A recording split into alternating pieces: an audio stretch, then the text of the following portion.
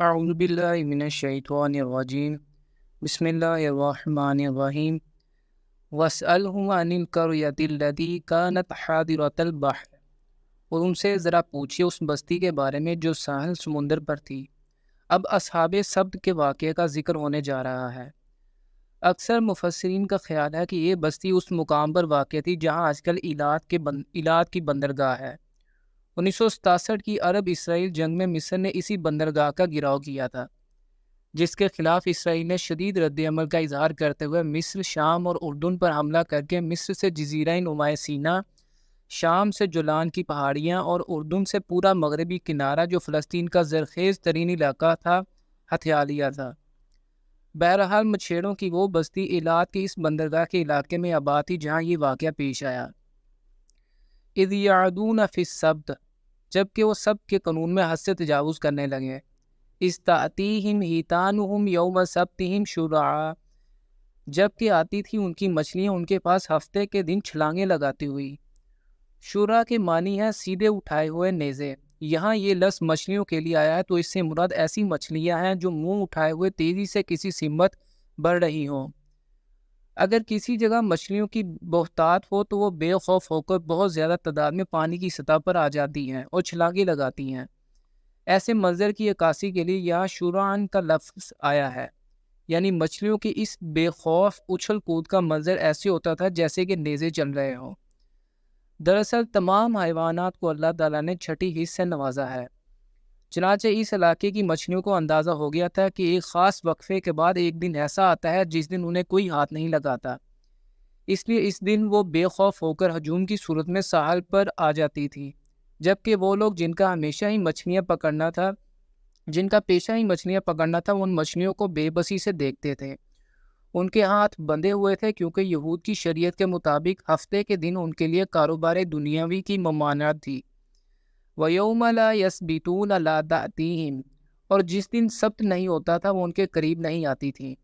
ہفتے کے باقی 6 دن مچھلیاں ساحل سے دور گہرے پانی میں رہتی تھیں جہاں سے وہ انہیں پکڑ نہیں سکتے تھے، کیونکہ اس زمانے میں ابھی ایسے جہاز اور آلات وغیرہ ایجاد نہیں ہوئے تھے کہ وہ لوگ گہرے پانی میں جا کر مچھلی کا شکار کر سکتے۔ کذالک نبلوہم بما کانوا یفسقون، اس طرح ہم انہیں آزماتے تھے بوجہ اس کے کہ وہ نافرمانی کرتے تھے۔ آئے دن کی نافرمانیوں کی وجہ سے ان کو اس آزمائش میں ڈالا گیا کہ شریعت کے حکم پر قائم رہتے ہوئے وہ لوگ فاقے برداشت کرتے ہیں یا پھر نافرمانی کرتے ہوئے شریعت کے ساتھ تمسخر کی کوئی صورت نکالتے ہیں۔ چنانچہ انہوں نے دوسرا راستہ اختیار کیا اور ان میں سے کچھ لوگوں نے اس قانون میں چور دروازہ نکال لیا۔ وہ ہفتے کی روز ساحل پر جا کر گڑھے کھودتے اور نالیوں کے ذریعے انہیں سمندر سے ملا دیتے۔ اس طرح جب وہ سمندر کا پانی ان گڑھوں میں لے کر آتے تو پانی کے ساتھ مچھلیاں بھی گڑھوں میں آ جاتی۔ بعد میں ان کی واپسی کا راستہ بند کر دیتے اور اگلے روز اتوار کو جا کر قید کی ہوئی ان مچھلیوں کو آسانی سے پکڑ لیتے۔ یعنی عملی طور پر وہ ہفتے کے روز ہی مچھلیوں کو قابو کر لیتے، لیکن موقف یہ اختیار کرتے کہ ہم ہفتے کے روز مچھلیوں کو ہاتھ نہیں لگاتے۔ اس طرح انہوں نے شریعت کے اس حکم کو مذاق بنا لیا اور اس حکم کی اصلی روح کو مسخ کر دیا۔ حکم کی اصلی روح تو یہ تھی کہ 6 دن دنیا کے کام کرو اور 7واں دن اللہ کی عبادت کے لیے وقف رکھو، جبکہ انہوں نے یہ دن بھی گڑھے کھودنے، پانی کھولنے اور بند کرنے میں صرف کرنا شروع کر دیا۔ اس آبادی کے لوگ اس معاملے میں 3 گروہوں میں تقسیم ہو گئے تھے۔ ایک گروہ تو وہ تھا جو براہ راست اس گروہ کاروبار میں ملوث تھا، جبکہ دوسرے گروہ میں وہ لوگ شامل تھے جو اس گناہ میں ملوث تو نہیں تھے مگر گناہ کرنے والوں کو منع بھی نہیں کرتے تھے، بلکہ اس معاملے میں یہ لوگ خاموش اور غیر جانبدار رہے۔ تیسرا گروہ وہ ان لوگوں پر مشتمل تھا جو گناہ سے بچے بھی رہے اور پہلے گروہ کے لوگوں کو ان کی حرکتوں سے منع کر کے باقاعدہ نہی عن المنکر کا فریضہ بھی ادا کرتے رہے۔ اب اگلی آیات میں دوسرے اور تیسرے گروہ کے افراد کے درمیان مکالمہ نقل ہوا ہے۔ وَإِذْ قَالَتْ أُمَّةٌ مِّنْهُمْ لِمَ تَعِظُونَ قَوْمًا اللَّهُ مُهْلِكُهُمْ أَوْ مُعَذِّبُهُمْ عَذَابًا شَدِيدًا، اور جب کہا ایک گروہ نے ان میں سے کہ کیوں نصیحت کر رہے ہو ان لوگوں کو جنہیں یا تو اللہ ہلاک کرنے والا ہے یا پھر انہیں عذاب دینے والا ہے، بہت سخت عذاب۔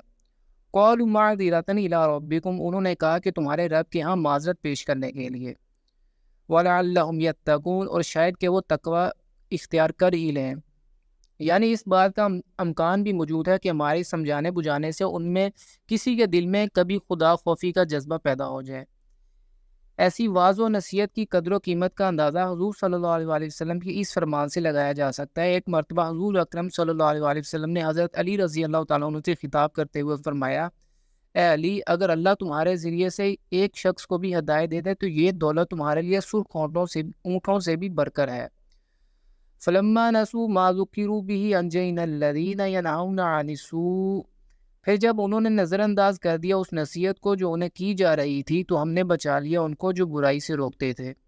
وَأَخَذْنَا الَّذِينَ ظَلَمُوا بِعَذَابٍ بَئِيسٍ بِمَا كَانُوا يَفْسُقُونَ، اور پکڑ لیا ہم نے ان کو جو ظلم کے مرتکب ہوئے تھے بہت ہی برے عذاب میں ان کی نافرمانی کے سبب۔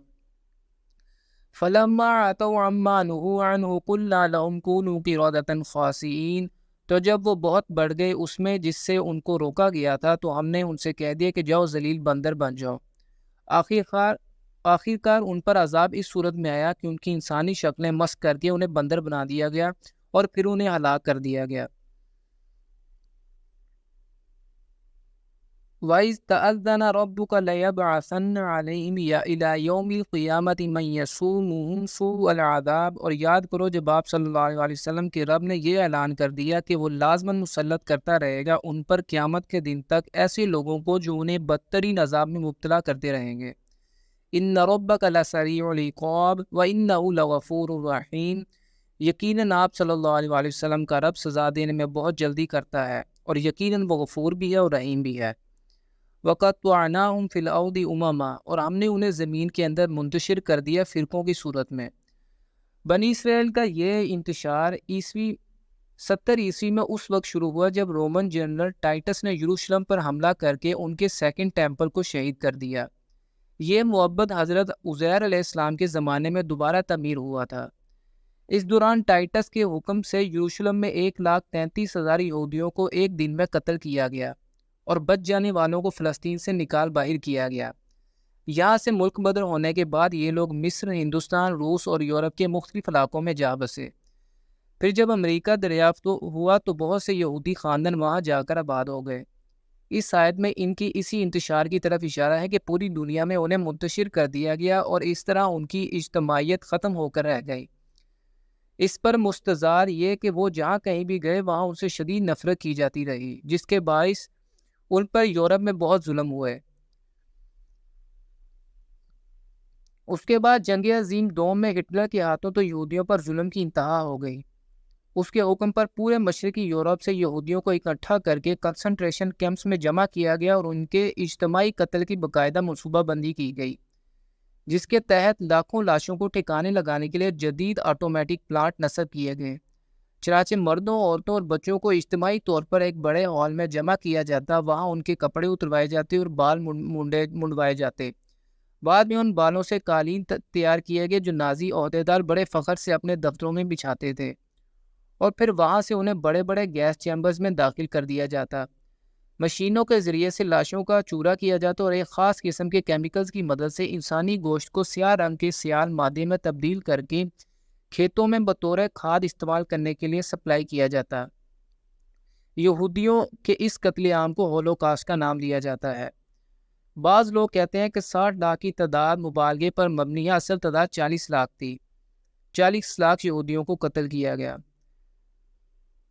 بہرحال یہودیوں کا آخری وقت بہت جلد آنے والا ہے، مگر جیسے چراغ کا شعلہ بجھنے سے پہلے بھڑکتا ہے، بالکل اسی انداز سے آج کل ہمیں ان کی حکومت اور طاقت نظر آ رہی ہے۔ اور شاید یہ سب کچھ اس لیے بھی ہو رہا ہے کہ عربوں جو حضور اکرم صلی اللہ علیہ وسلم کے مخاطب اول اور وارث اول ہونے کے باوجود دین سے پیٹ پھیرنے کے جرم کے مرتکب ہوئے۔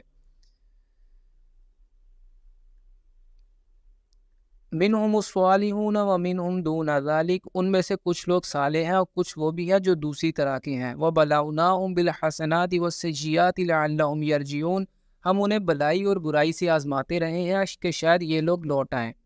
فخلف من بعدهم خلف ورثوا الکتاب یأخذون عرض هذا الادنی، لیکن ان کے بعد ایسے ناخلف جانشین کتاب تورات کے وارث ہو گئے جو اس حقیر دنیا کے ساز و سامان ہی کو حاصل کرتے ہیں۔ وہ ایسے لوگ ہیں جو حلال و حرام سے بے نیاز ہو کر دنیاوی مفادات کے پیچھے پڑے ہوئے ہیں۔ وَيَقُولُونَ سَيَغْفَرُ لَنَا، اور کہتے یہ ہیں کہ ہمیں تو بخش ہی دیا جائے گا۔ وَإِيَّاتِهِمْ عَرَضٌ مِثْلُهُ يَأْخُذُوهُ، اگر ایسا ہی اور سامان ان کو بھی دے دیا جائے تو وہ بھی لے لیں گے۔ أَلَمْ يُؤْخَذْ عَلَيْهِمْ مِيثَاقُ الْكِتَابِ أَلَّا يَقُولُوا عَلَى اللَّهِ إِلَّا الْحَقَّ وَدَرَسُوا مَا فِيهِ، کیا ان سے عہد نہیں لیا گیا تھا کتاب تورات کی نسبت کہ نہیں منسوب کریں گے اللہ سے کوئی بات مگر حق، اور انہوں نے پڑھ بھی لیا جو کچھ اس میں تھا۔ وَالدَّارُ الْآخِرَةُ خَيْرٌ لِلَّذِينَ يَتَّقُونَ أَفَلَا تَعْقِلُونَ، اور یقیناً آخرت کا گھر تو بہتر ہے ان لوگوں کے لیے جنہوں نے تقویٰ کی روش اختیار کی، تو کیا تم عقل سے کام نہیں لیتے؟ وَالَّذِينَ يُمَسِّكُونَ بِالْكِتَابِ وَأَقَامُوا الصَّلَاةَ إِنَّا لَا نُضِيعُ أَجْرَ الْمُصْلِحِينَ، اور جن لوگوں نے کتاب کو مضبوطی کے ساتھ تھامے رکھا اور نماز قائم کی، تو یقیناً ایسے مصلحین کا اجر ہی ضائع نہیں کریں گے۔ وَإِذْ نَتَقْنَا الْجَبَلَ فَوْقَهُمْ كَأَنَّهُ ظُلَّةٌ وَظَنُّوا أَنَّهُ واقع بِهِمْ، اور یاد کرو جب کہ ہم نے پہاڑ کو ان کے اوپر ایسے اٹھا دیا تھا جیسے سائبان ہو، اور انہیں لگتا تھا کہ اب یہ ان پر گرنے ہی والا ہے۔ خُذُوا مَا آتَيْنَاكُمْ بِقُوَّةٍ وَاذْكُرُوا مَا فِيهِ لَعَلَّكُمْ تَتَّقُونَ، ہم نے اس وقت ان سے کہا تھا کہ تھام لو اس کو مضبوطی سے جو ہم نے تمہیں دیا ہے، اور جو کچھ اس میں ہے اس کو یاد رکھو تاکہ تم غلط روی سے بچتے رہو۔